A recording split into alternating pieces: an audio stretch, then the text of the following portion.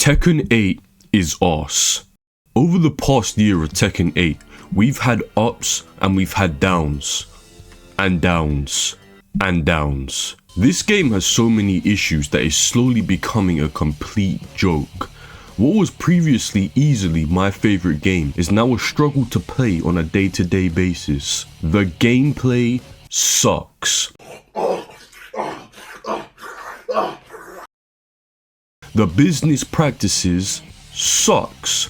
The vision of this game sucks. I had more fun playing Street Fighter 6 for 2 hours than I have had in the last 3 to 4 months of Tekken 8. But let's actually get into why this game is so bad. And maybe if I have energy, I'll suggest how to fix these things. Maybe. This is the state of Tekken 8.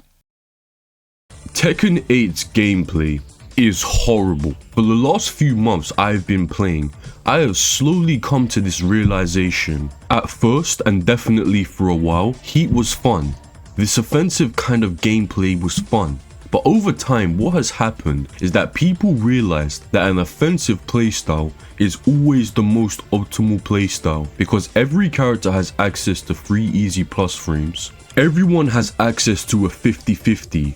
Everyone has access to Heat Burst, Power Crush, or some other kind of nonsensical pressure, and this makes for very predictable and repeatable gameplay. Someone is going to start their pressure, do some damage, and if the opponent survives, they're going to do exactly that back. The in-between game a lot of people will call small Tekken has been reduced drastically, and you can see this change even at the pro level of play. I think everyone who is currently watching this video will agree with me when I say Tekken 8 tournaments don't hit like how Tekken 7 tournaments did. This game doesn't create tension. This game doesn't create excitement.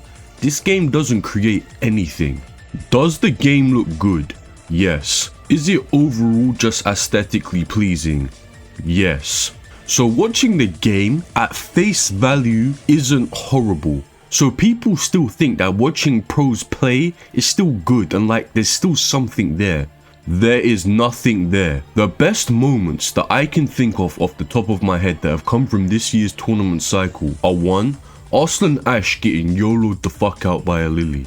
Lee Mishima popping off with Lydia, Rangchu winning TWT, and Ulsan losing to Farzine's Yoshimitsu. Every single one of these top moments involves either abusing something outright broken that we could all see coming, or just straight up bummy gameplay at the highest level of play. Arslan Ash getting cooked by Patlaws. I'm not going to take away from what Patlaws did, but dude won this clicking YOLO buttons and 50-50s. Bro, uninteractive gameplay, at least for Arslan. Lee Mishima popping off with Lydia. Bro, I know I am not a pro player, but bro, this dude is a 50-50 merchant. If you deeply watch this guy's gameplay, if he's not spamming 50-50s, he's losing, fam. It's literally so jarring. Plus, all you gotta do is look at this guy's Tekken 8 tier list to see what kind of timing he's on. Rangchu winning TWT. Rangchu probably has the least diabolical achievement here, but everyone with a brain knew that Kuma's Heat was oppressive and outright broken. All bro did was be a good Tekken player and abuse something broken and unbalanced. And yes, you can say that pro players have always done this, and you're right. But it's the way it happens in Tekken 8. For example, what would you rather watch as a viewer? Tekken 7 Feng, who has all the OP pokes and Kempo, which although broken still requires you to interact with your opponent, make reads, etc. Or Rangchu clicking Heat, coming in and clicking 5 bare electrics, the opponent not being able to click anything without getting launched because they're like +8, or just getting chipped down horrifically just for making the mistake of blocking. Tell me please. Farzine beating Ulsan was probably the coolest moment on this list for me, but a lot of the appeal comes from Yoshimitsu up until this point not really being a viable tournament character. Essentially all Farzine did was pick a S tier against another S tier and everyone lost their mind. Like, aight bro. As you can see, I don't like Tekken 8 tournaments. they suck. Pros know how to optimally play this game, and the way to optimally play this game is cringe. So that is only one portion of Tekken that is abysmal to me. Tekken 8 Ranked. I talked about bummy gameplay a moment ago. Tekken 8 Ranked is the home of bummy gameplay. The way that Ranked is formatted, it actually promotes bummy gameplay. 1. You don't need a 50% win rate to get Fujin in this game. So you don't need to learn the game to achieve what has always been like entry level high tier Tekken, right? 2. Rank sets are first to 2, so there is very little time for adjustments to be made. So if your opponent isn't prepared for your extremely niche flowchart or your unexpected evasive launchers, they're more than likely picking up an L and you're getting some free points. 3. Winning interactions is more rewarding in this. Oh my fucking god, kill yourself. Fuck off. 3. Winning interactions is more rewarding in this game than any other Tekken game ever. Besides maybe Tag 2, because you can just get comboed to death in that game.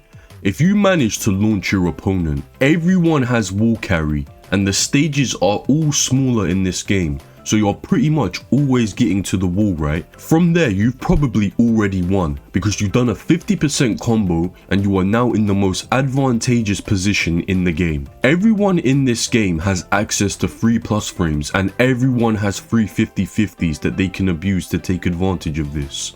If I make the mistake of not sidestepping Victor's running move, he will be at +5 and I will be holding a 50/50 simply because I decided to block. Plus frames and 50/50s make it extremely easy to win interactions in this game.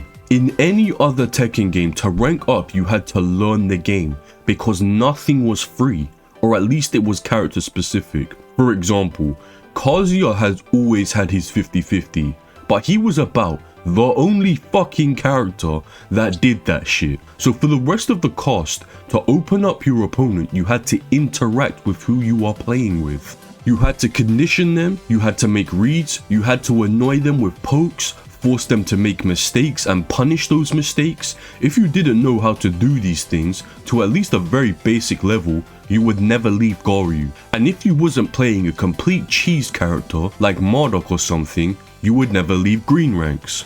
In Tekken 8, I see green ranks in blue ranks because in Tekken 8, you spam launchers and 50/50s and see what sticks because you're so heavily rewarded for doing that. Blue ranks in this game have nothing. When I observe blue ranks in this game, it's literally just dudes clicking big moves over and over again. They're spamming launchers in random places. They have no movement. They have no defense. If they have a turn stealing move like Feng up forward 2, they're spamming it every time they get pressured. They're clicking armor in completely random places. They don't know frames to any degree. They don't punish. There's just nothing there. In blue ranks, I will literally get guys clicking armor moves when they have plus frames. Like, what on earth? I play Steve Fox. Steve Fox has bad punishment.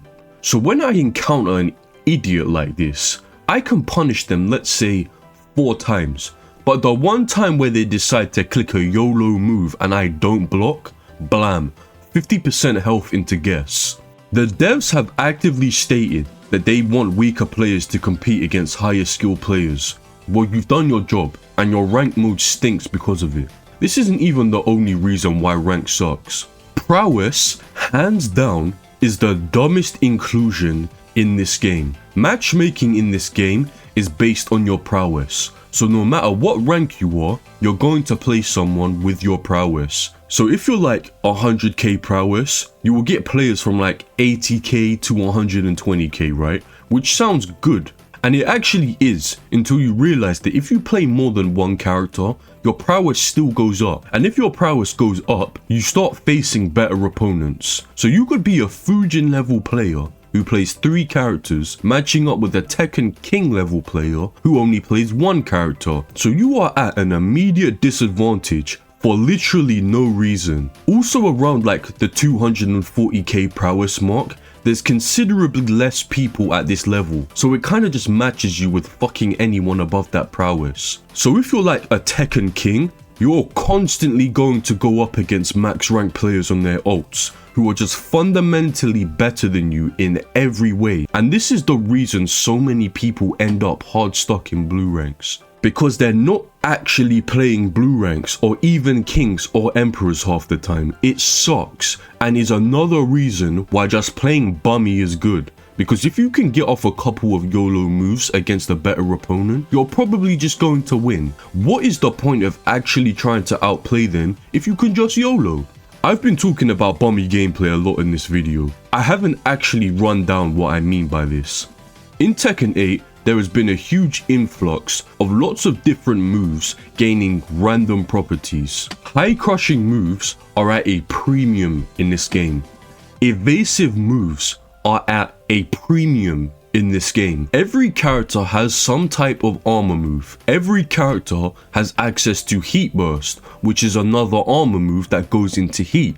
Every character has access to heat smash, which will always do flat damage from anywhere from 40 to 55 damage just because. And on block will always give you some type of 350-50 or mix up, or at least 90% of the time. All characters have access to a Rager, which will single-handedly get you back into a game if it lands, and will certainly lose you the round if it is blocked. YOLO ass shit. Do you see how much players have to use instead of just blocking and playing defense? Which is almost always the better option, but it's just harder and requires actual brain cells.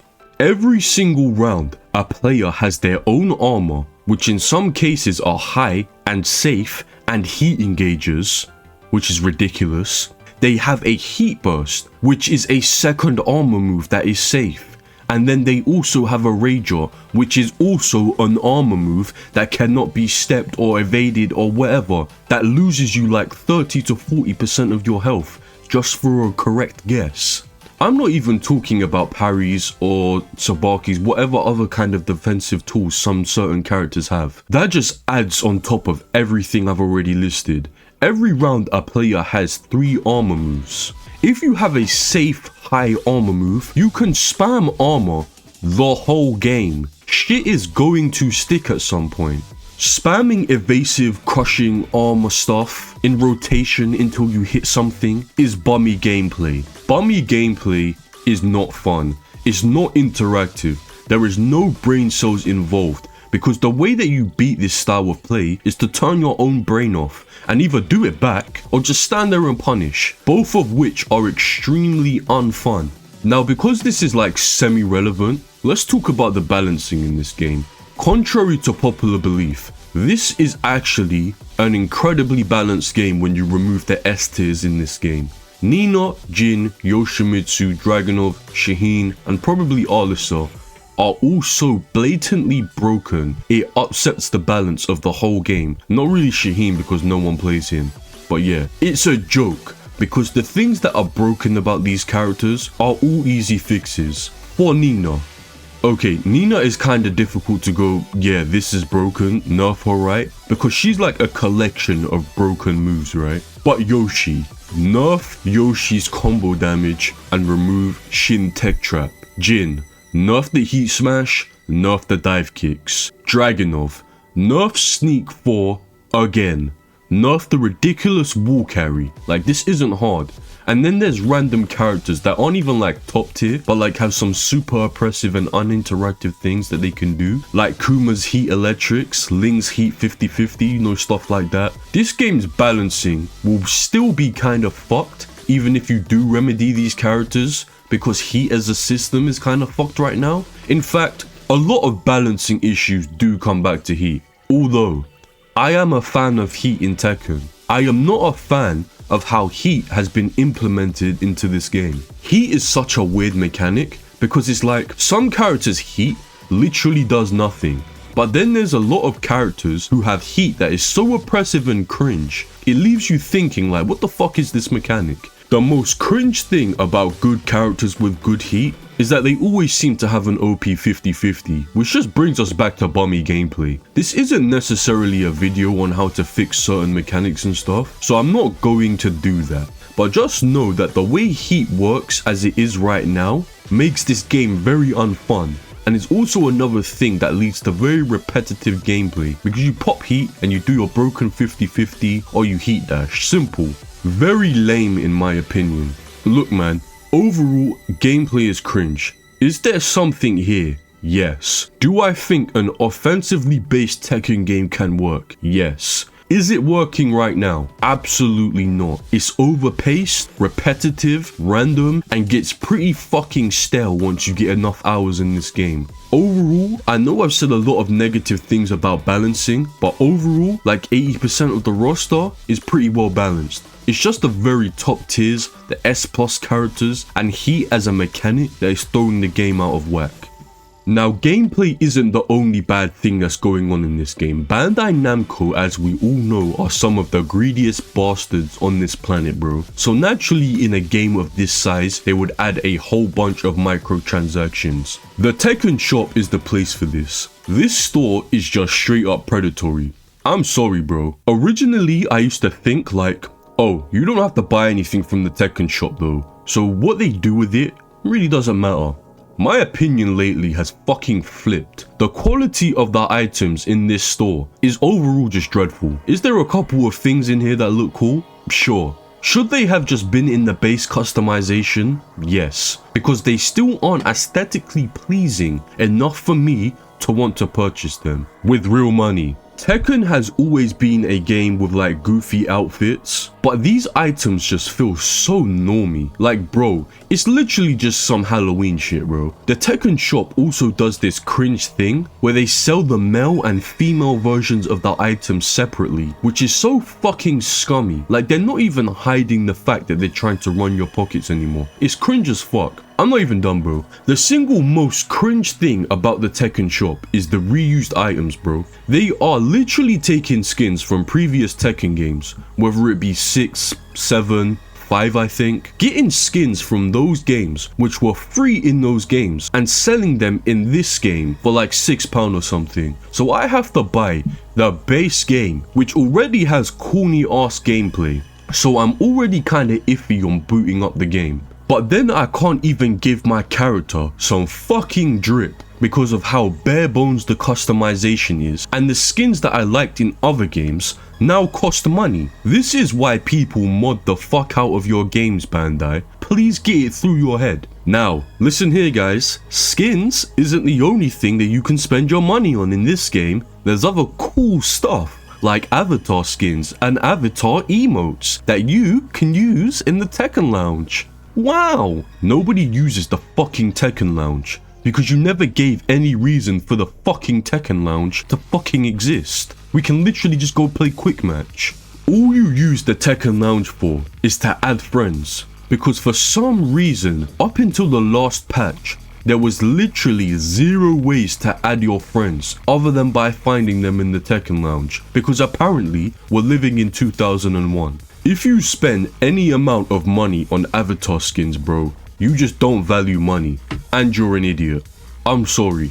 Somehow this is not the only thing you can spend your money on in Tekken 8 in 2025. The Fight Pass. Quite possibly the worst battle pass I have ever seen in any game, hands down. I haven't even looked at the Fight Pass since like the second one. The Fight Pass is 500 Tekken coins or something, and it gives you access to earn, hands down, some of the worst cosmetics I have ever seen. There's other stuff like portraits and titles, whatever. Worst shit I have ever seen in my life. It's fucking insane, bro. I can't even really put into words how bad it is. There's probably like 100 tiers in this pass, and if you're lucky, you'll probably get one item that you could reasonably use. It's so terrible. All of this stuff like reuse skins, avatar skins, fight passes, they're clearly thrown into the faces of new players to scam them out of a couple of bucks, bro.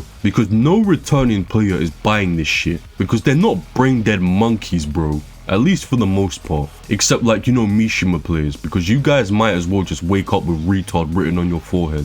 Currently, there is 3 modes in Tekken 8. And that's kind of weird to me, because this game was like built for casuals to enjoy, and like casuals like all these goofy modes like Tekken Bow and shit. But as of now, there's only quick match, ranked, and Tekken Ball. Tekken Ball is like dead because it's fucking Tekken Ball, like who cares? I guess there's probably like a small community of people who fuck with this mode. I don't know where they are, but we move. Could definitely do with a couple of more modes, especially as ranked is arse and quick match is somehow more toxic than ranked. Having something else to play like Tekken Force or something would be cool as fuck. But anyways, that's kind of a side note. I don't think this game has sold 3 million copies yet, which I find to be fucking hilarious because they sold like 2 million in the first month, which means all their marketing, DLC and fight passes have done absolutely fuck all in bringing in casual players like they intended, and have instead alienated their low player base, which is pure comedy. The funniest thing is that Tekken, as a franchise, has sold 57 million copies between all their games. And on Bandai's website, they've worded it like they sold 57 million copies of Tekken 8, which is just the funniest shit that I have ever seen.